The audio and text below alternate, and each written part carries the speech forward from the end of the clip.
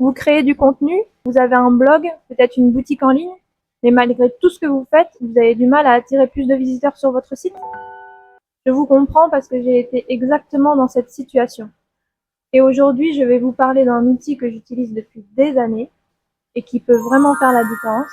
Cet outil, c'est Pinterest. Restez bien jusqu'à la fin parce que je vais vous partager comment poser les bonnes bases pour que Pinterest vous apporte du trafic durable. Et je vous partagerai aussi un guide gratuit à télécharger qui détaille tout ça. Bonjour, moi c'est Mathilde. Je suis experte en marketing Pinterest.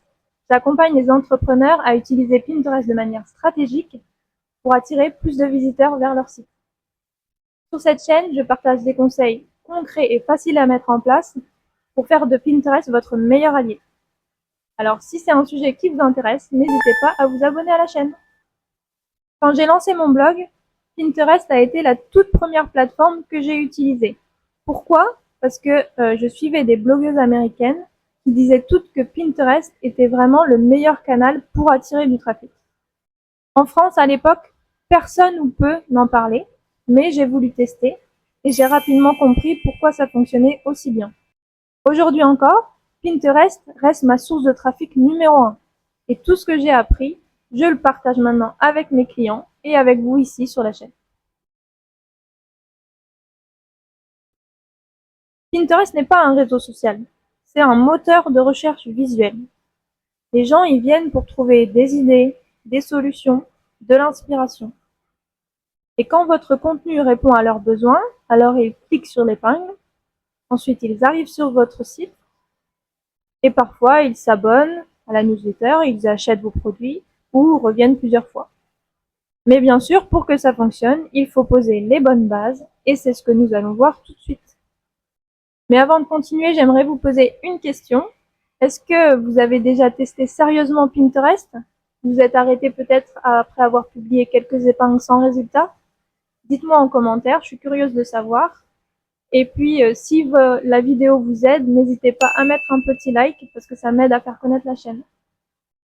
Allez, on passe aux 5 grandes étapes pour que votre compte Pinterest fonctionne vraiment. Alors, faut pas passer outre, pour moi, c'est vraiment indispensable. Et si vous voulez tout faire dans le bon ordre, sans perdre de temps, alors je vous ai préparé un guide gratuit que vous pourrez télécharger, mais je vous en parle à la fin.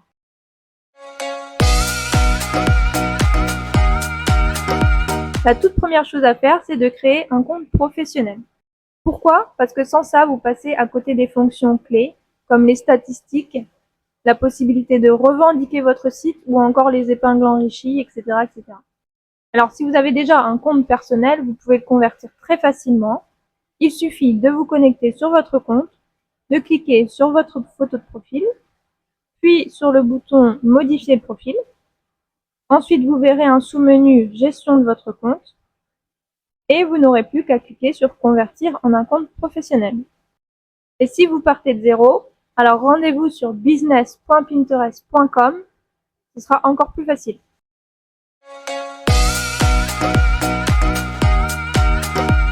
Une fois votre compte créé, il faut optimiser votre profil. Et je ne parle pas juste d'ajouter une jolie photo.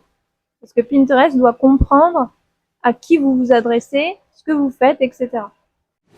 Alors, il y a 3 éléments essentiels. Déjà, avoir un nom de profil clair, lisible, avec si possible un mot-clé. Ensuite, il faut une description de bio bien rédigée, naturelle mais optimisée avec des mots-clés. Et enfin, il faut le lien vers votre site et il faut surtout le revendiquer pour que Pinterest reconnaisse vos contenus.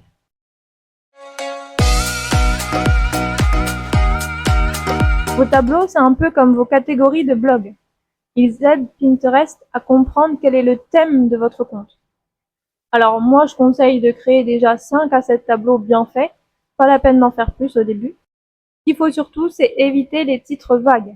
Par exemple, inspiration, à tester. Voilà, ça va pas. Il faut vraiment utiliser les bons mots-clés dans les titres de vos tableaux.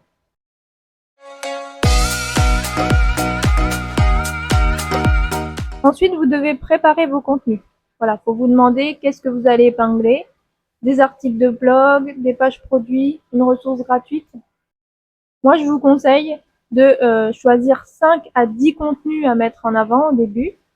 Alors, il faut que ce soit des contenus bien rédigés, utiles ou inspirants et qui apportent de la valeur.